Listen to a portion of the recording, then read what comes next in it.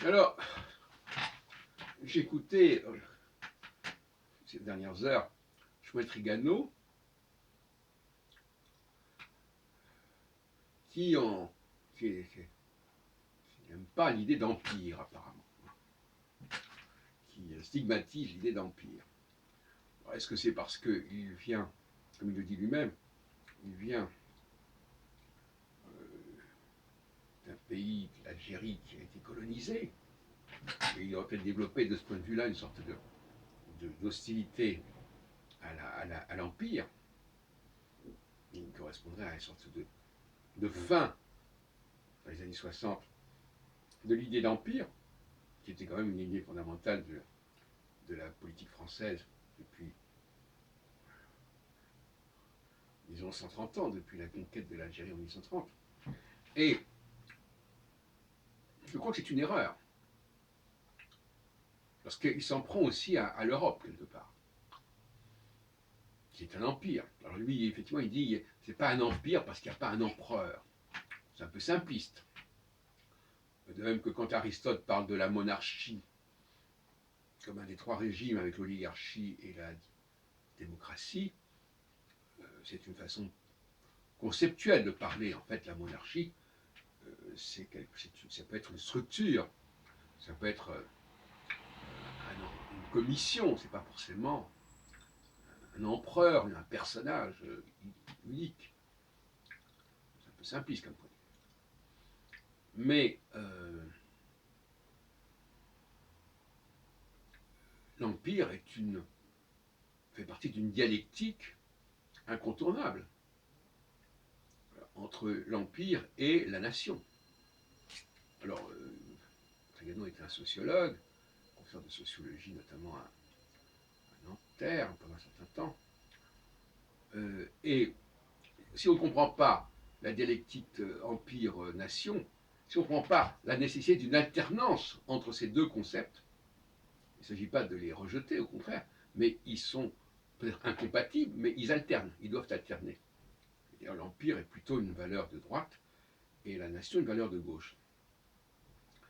Valeur de gauche, pourquoi? Parce que la nation, c'est l'unité, c'est l'identité, au sens de les gens doivent être pareils en quelque sorte, hein, doivent avoir les mêmes valeurs, le même niveau, etc.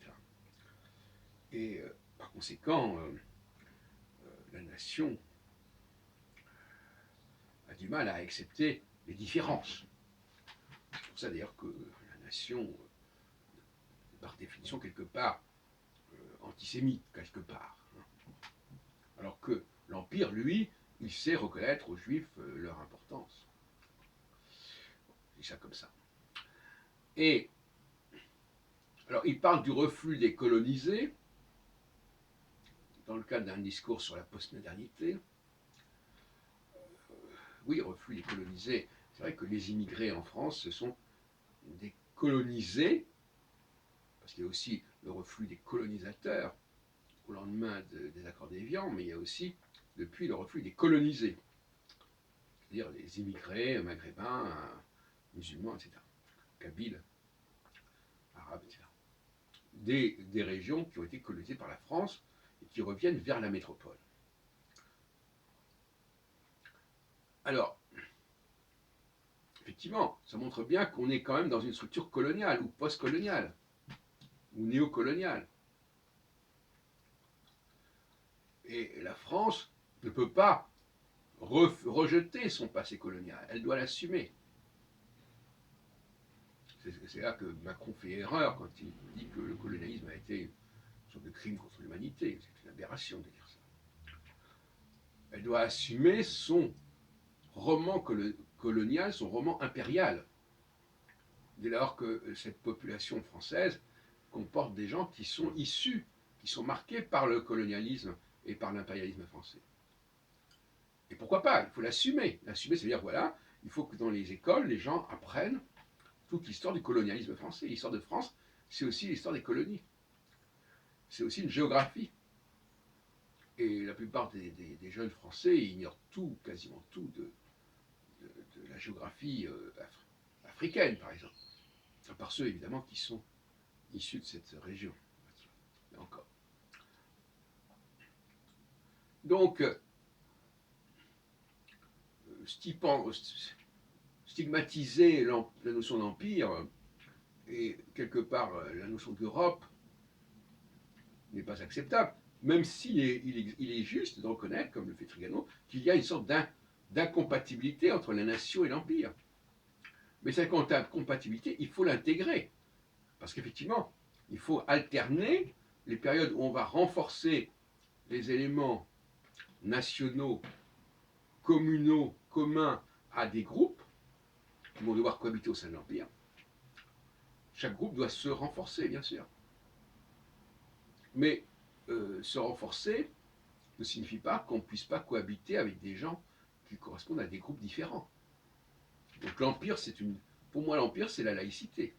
La laïcité est née de l'Empire. La laïcité est née de la diversité. Quand on a un ensemble très homogène, il n'y a pas besoin de laïcité, ça n'a pas de sens.